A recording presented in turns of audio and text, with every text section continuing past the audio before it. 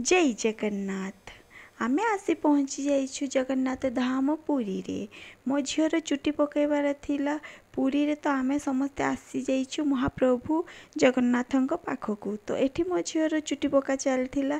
Fast ता मामू को देले टिके से काटिदेला, तापरे जी कौन कहते तांको जे चुटी पकाती तो सीए तांकर चुटी पका काम स्टार्ट करदेले। तो मु भाभी जे झील बहुत कांदब बोली, किंतु से कांदिनी, आराम रे देखी चलची। एठी से टाकलू करी चलुछंती।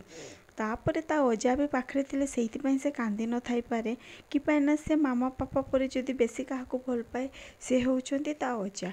ता अजा कहले तार बहुत खुश, आउ किछि दरकार नै। आउ तापरे न कांदिबा पई मु टिके मोबाइल भी पाखरे दे देथिली, जे सी टिके वीडियो देखी देखी ता मन टिके डाइवर्ट हो जिवो, आउ चुटी कामटा आराम से हो जिवो।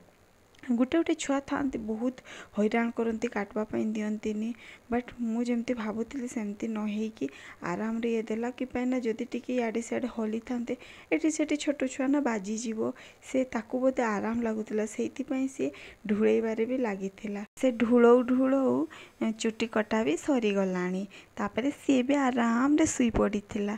तापरे से तार निद बेसी समय हेलानी कि पाइना चुटी कटा सरला परे ता मुंडरे से जो हल्दी सबू पानी देले, तापरे गधेबा पई पठेइले।